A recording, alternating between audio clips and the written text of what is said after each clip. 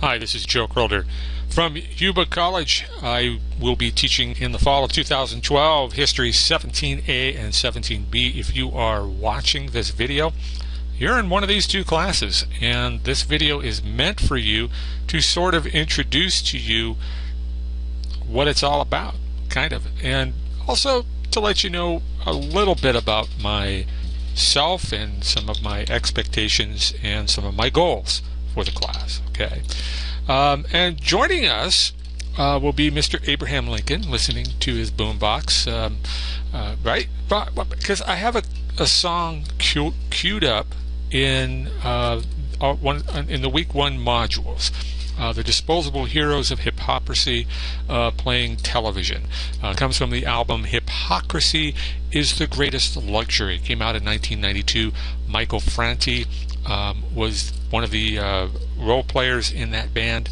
Fantastic song, and I just kind of want you to give a listen to it and maybe respond as to how really cool a song that is.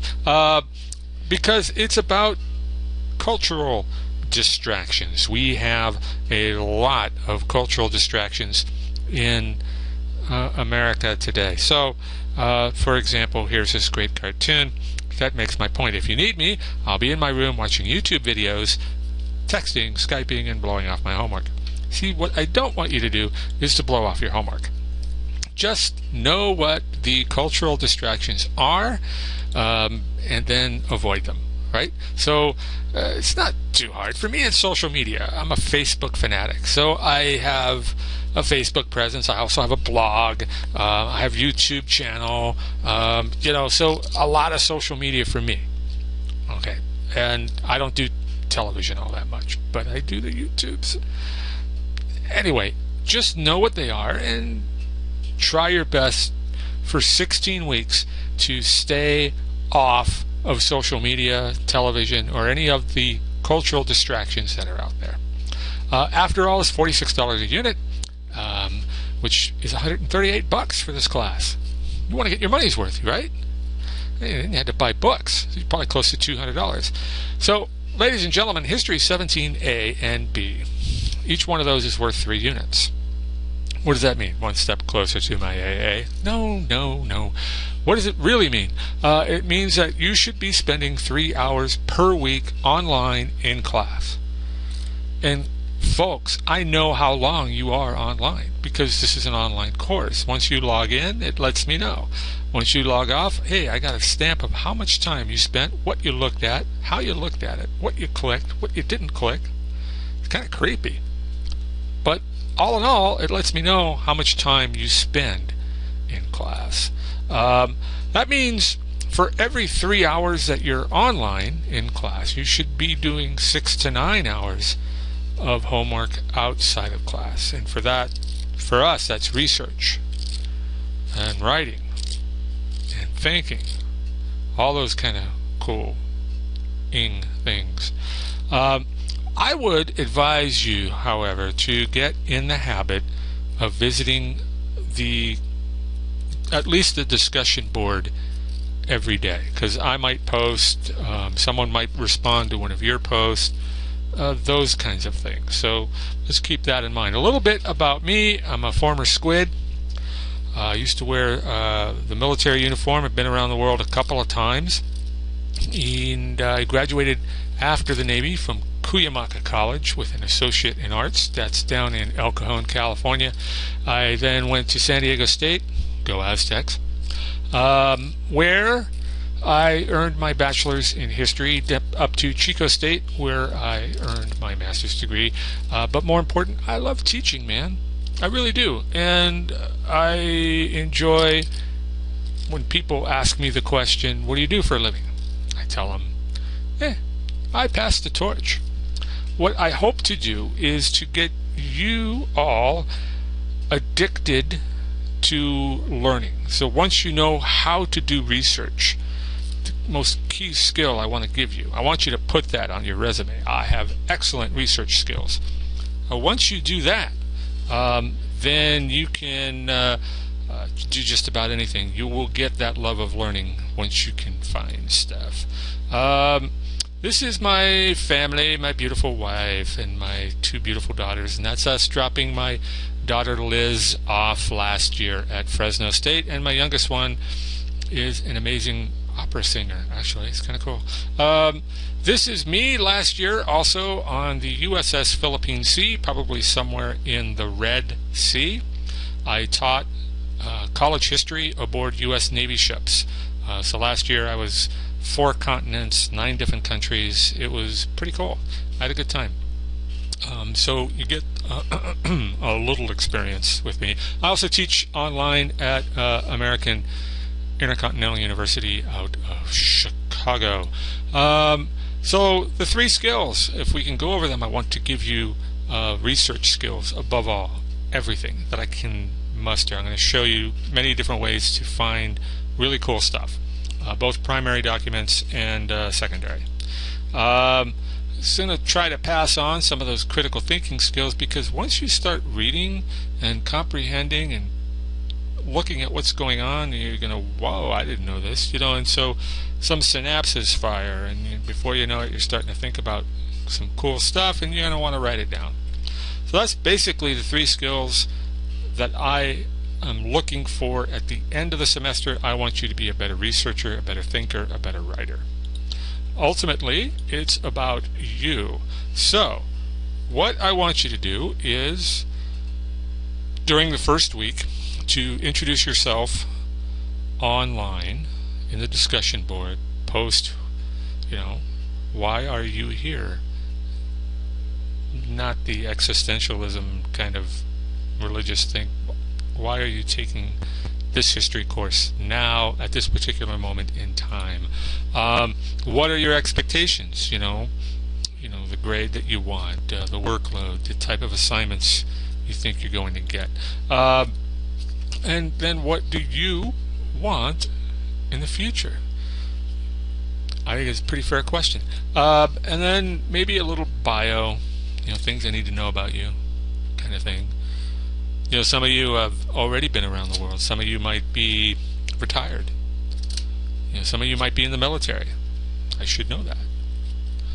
Stuff like that. So if you can, please go to our Blackboard Vista and on the discussion board, just kind of, might even want to put a picture on there. I think that would be nice. That would be good. Our syllabus is on there, and I just want to say it's a course guide. It's not a contract, because if it was a contract, we'd be breaking it. Because as a course guide, then I can manipulate the syllabus at any time to kind of be a little malleable, a little flexible, move things around, sort of. Some assignments might go away, some might stay. We might do things a different way. Just be flexible, right? You can't do that if you had a contract. So continue to check online to see if there is a new version of the syllabus. There's one there now. I guarantee you it will change sometime during the semester. And when it does, I will post a new syllabus online and let everybody know. Okay? Take a break.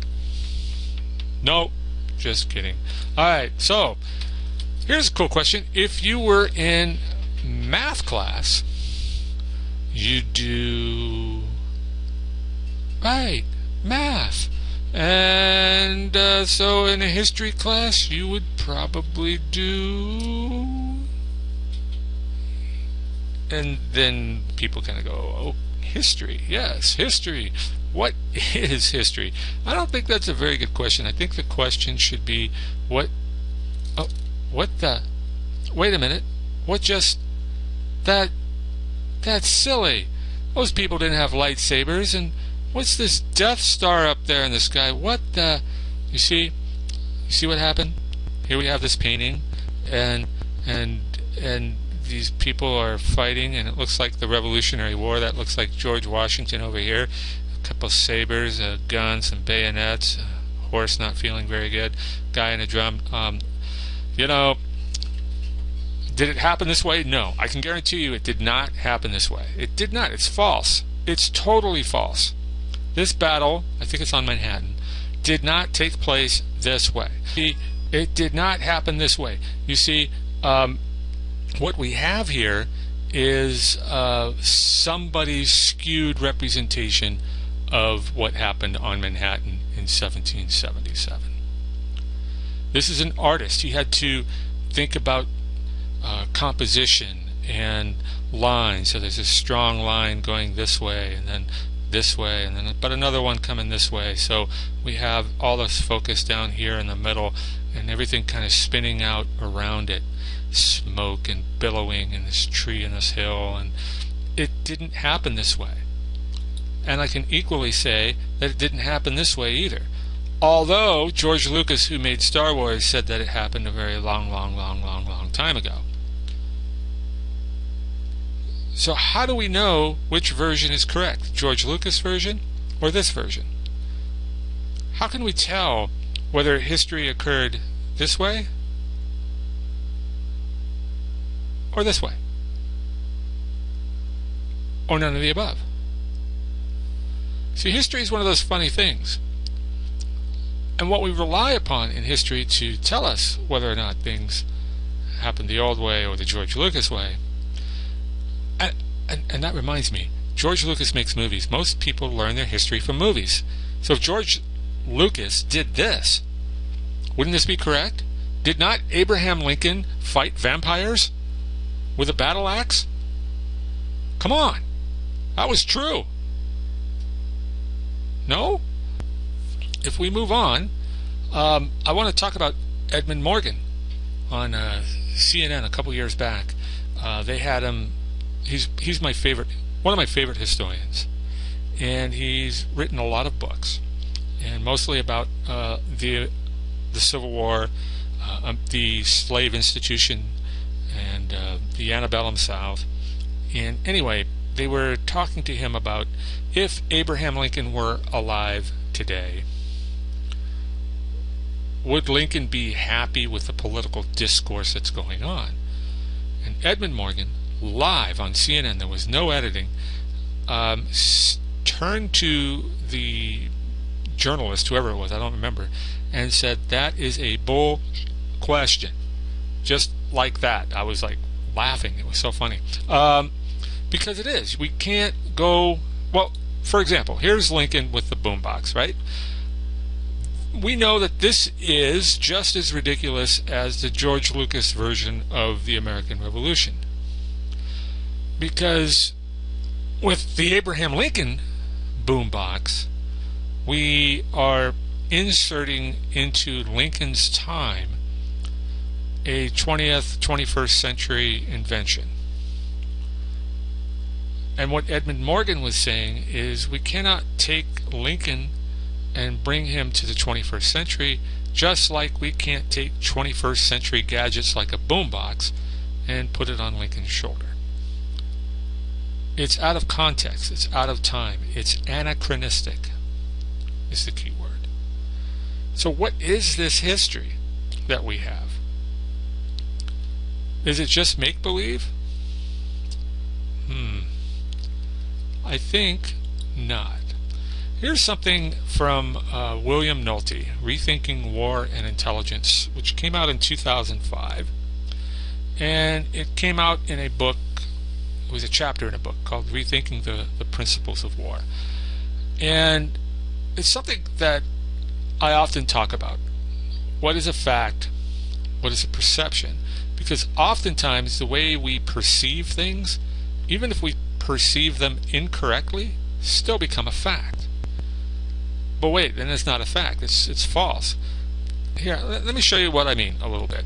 And this is Nolte again. Nolte says, let's just throw some facts random out there on the board. So here we go. We have 4 facts, okay?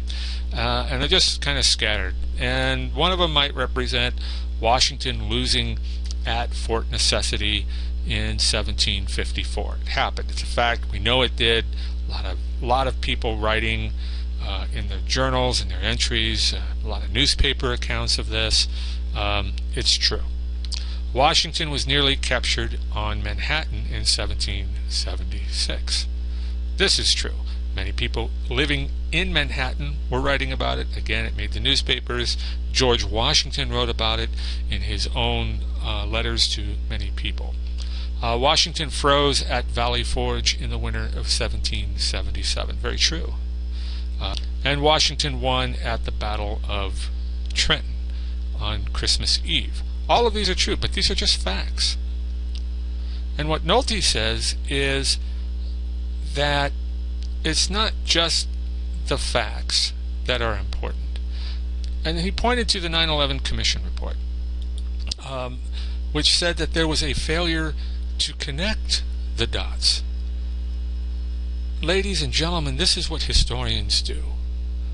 We connect dots. Facts versus perceptions. So here we have just a series of facts. But now we're going to give them kind of a perception. And we can arrange them hierarchical like we just did here. So we can have that this fact led to these two facts, and one of these facts led to that fact. So kind of a hierarchy of things. Or one of these facts is more important than these other two, and these two are more important than this one. So we can create a hierarchy of facts kind of thing. That's one way of doing it. But we can also do it this way, where all the facts are connected. But what's important is in the center, where they all kind of intersect with each other. And if we talk about the intersection of those facts and how they all joined, we get a different perception of history than the hierarchical one. See what I mean? And if we do it the other way, that if we start at kind of the center and then spin out, that out of this cultural norms or out of the center come these different facts, not this way. And historians do this all the time. We try to rearrange and connect the dots or connect the facts that we know with the documents that we have at hand, read about each other's perceptions, and then say, well, I think you have a point there. I never saw it that way before. And then we might even add, but what about this perception over here? How do you rectify this, kind of thing? And that's called historical discourse. And that's what we're going to practice in this class today. So rather than ask, what is history? We should be asking, what do historians do? And that brings me to something that Jeffery Perl once said. That's Jeffrey right there. That history begins at the moment of recognition. And what Mr. Perl was saying was that for historians, or for anybody, for any citizen of the world, the moment that we think about the past is when history begins. And for us, that's when we are children, when we're learning to be toilet trained, and we know that I have that urge, I need to go. What did mom show me yesterday? Oh yes, the bathroom. And you run there and you make it in time, right? You realize that there was a yesterday. When does history end? Or if history begins at the moment of recognition, then history must cease when we no longer recognize it, and then that only comes when we pass on, when we no longer exist. So history is in the here and now. History, ladies and gentlemen, is present tense. History is what you make it. History is yours. Make it personal. Make it fit who you are. Why are you in the situation you were in? Why is my family the way they are? Why is Uncle Bob the way he is? Why am I 6'5" and that other guy is only 4'3"? Right? There's history to all of this. To the facts. I'm going to make sure that you read a lot of primary documents. And you're going to give those documents meaning according to who? According to you. It's your meaning, basically. So you got to make history present tense, is what I'm saying. Give it a personal touch. Make it personal. There you go. Dig deeper than you do. Because when you perform history correctly, you're always digging deeper. And search for the complex. Don't be overgeneralized. And we're going to have another video about generalizations and what's wrong with that. And then on the discussion boards, discuss, engage with each other, learn from each other. Share, share, share. Okay, let's talk about Google for a second. Google is an amazing company, and I want to talk about it in the context of writing, because some of you have the fear of writing for whatever reason. You had an English teacher who was from, the Gestapo or something. I don't know. Let me talk about Google for a minute. Right now, it's worth $209.96 billion. One company. People are willing to buy 5 times ahead of their sales ratio. Now, sales are not the only income stream for Google. They have other income streams, but that's interesting. The price to earnings ratio is even more freaky to me, because people are paying 19 times per share the amount of money that Google earns. That's how much people think of Google. Its 52-week high per share, one share, $670.25. The weekly low was $480. As of August 11th, 2012, the price of a Google share for you to buy one share is $642. There are only 325.1 million shares out there. They float another 256.9 million. Floating shares means these are shares that exist but are not allowed to be traded. They're given to people like the CEOs and Sergey Brin and Larry Page and all that other stuff. So why am I telling you this? So I'm telling you this because Google began as a term paper. See those guys there? These were kids in college. Larry Page and Sergey Brin in the year 2000. Look how young they are. This is 2000. It's only 12 years ago. They still look rather young, by the way. They were students at Stanford University. They were in a master's program in computer science, and they were asked to write a paper. Now, they met in 1994 when the internet was in its infancy, and they noticed something go on while they were in college. There was another Silicon Valley company called Netscape, and on the 9th of August in 1995 they IPO'd. IPO is an initial public stock offering. So that means Netscape for the first time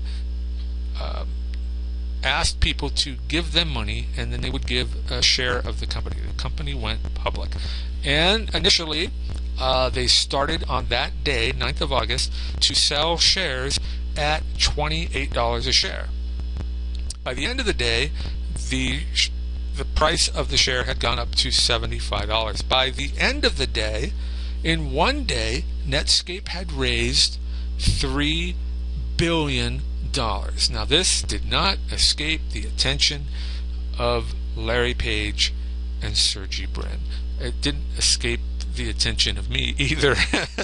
But this is pretty amazing, and they wanted in. So they had this idea of how to build a better search engine, because Netscape had a problem.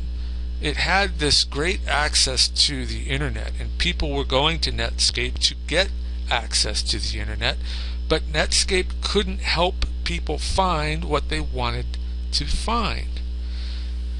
So Larry Page and Sergey says, we can fix this. We know how. And they started Google. No, first of all, imagine your boss giving you this assignment. You organize the billions, billions and billions of pages on the World Wide Web into a system that will allow anyone to find anything within seconds. Bear in mind that as fast as you can devise your indexing system, the volume of pages likely will double and their contents will change. No problem, said those two. Because one of them said, well, what would happen if I downloaded the internet? You can't download the internet. What's even more funny was that Larry Page said, no, I can download the internet on my laptop. What? And this is what, ladies and gentlemen, Google does every day, several times a day. I think they download the internet every 2 hours, constantly downloading new stuff on the internet. That's interesting. Google in 1998 launched 3 years after the paper they wrote got a B. They had to write this paper. Larry Page and Sergey Brin, were not very happy with the B. They went to the professor. The professor said, look, it's just written really badly. I can't make heads or tails of it. Rewrite it and we'll see what happens. So they do. They go back 2 weeks later. They give it back. The rewrite comes in and the professor gives it an A-. Larry Page and Sergey Brin are not happy with an A-. They want an A. What they do, however, changes the course of history. They drop out of school and they take their paper and they start shopping it around to venture capitalists.